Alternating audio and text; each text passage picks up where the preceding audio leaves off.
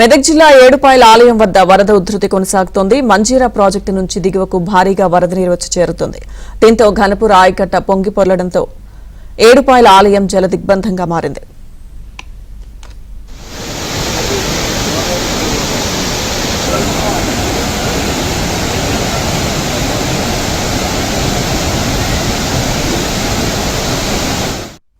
దీనిపై మరింత సమాచారం మా ప్రతినిధి పరశురాం అందిస్తారు. మెదక్ సీమలో మంజీరా ఉధృతి వరద ఉధృతి ఇంకా తగ్గలేదు. గత 16-17 రోజులుగా కూడా కొనసాగుతున్నటువంటి మంజీరా నది ఉగ్రరూపం దాలుస్తూ ప్రవహిస్తోంది.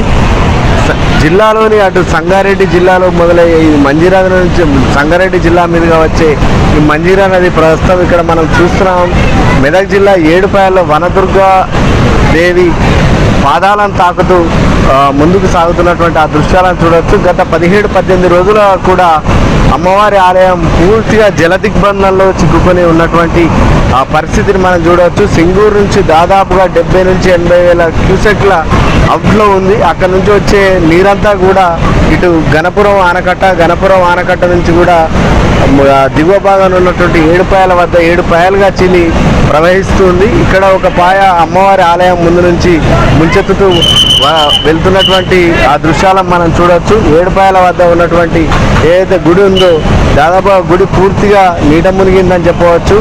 అదేవిధంగా లడ్డు కౌంటర్ కావచ్చు, మండపం కావచ్చు, పూర్తిగా అన్ని కూడా జల దిగ్బంధంలో చిక్కున్నటువంటి ఆ దృశ్యాలను మనం ప్రస్తుతం చూస్తున్నాం. గత 16-17-18 రోజులకు కూడా ఇదే విధంగా ఆలయం ముందు భారీగా మంజీరా నది ఉధృతంగా ఉగ్రరూపం దాల్స్తూ ప్రవహిస్తున్నటువంటి పరిస్థితి. అటు మహారాష్ట్రలో నుంచి వచ్చే మంజీరా నది సంగారెడ్డి మెదక్ జిల్లాలో దాదాపు 100 కిలోమీటర్లు ప్రయాణిస్తుంది.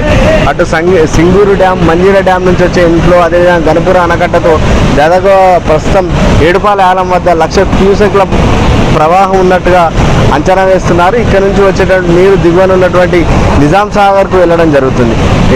ఈ జిల్లాలో ప్రతి సంవత్సరం కూడా అమ్మవారి ఆలయం దాదాపుగా 15-20 రోజులు, కొన్ని రోజులు, నెల రోజుల పాటు కూడా ఇలా జల దిగ్బంధంలో చిక్కున్నటువంటి పరిస్థితి ఉంటుంది. వర్షాలు ఎక్కువగా కురిసిన సమయంలో ఈ పరిస్థితి నెలకొని ఉంటుంది. దాంతో ఆలయాన్ని మూసివేసి రాజగోపురం వద్ద అమ్మవారి ఉత్సవ విగ్రహానికి పూజలు చేయడం జరుగుతుంది.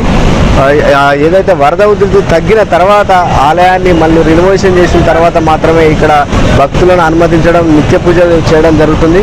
అయితే ఇక్కడ ఉన్నటువంటి వరద ఉధృతిని చూసేందుకు ఎంతోమంది కూడా ఇటు అమ్మవారి దర్శనం కావచ్చు, ఈ వరద ఉధృతిని చూసేందుకు ఎంతోమంది సందర్శకులు చుట్టుపక్కల గ్రామాల నుంచి రావడం జరుగుతుంది. వారందరినీ కూడా పోలీసులు ఇక్కడ బారికేడ్లు వేసి అటువైపు వెళ్లకుండా భద్రతా చర్యలు చేపట్టడం జరిగింది. గతంలో కూడా ఎంతోమంది ఇక్కడ మంజీరా నదిలో పడి ప్రాణాలు కోల్పోయిన ఘటనలు ఉన్న నేపథ్యంలో ముందు జాగ్రత్త చర్య కూడా ఇక్కడ పోలీస్ బందోబస్తు నిర్వహిస్తున్నటువంటి పరిస్థితి. అయితే గత ఏదైతే 16-17 రోజులుగా ఆలయం దిగ్బంధనంలో ఉందో ఇంకా కూడా నిన్నటితో పోలిస్తే ఈరోజు కొంత ఉధృతి పెరిగిందని చెప్పి ఇక్కడ ఉన్నటువంటి అధికారులు చెప్తున్నటువంటి పరిస్థితి ఉంది.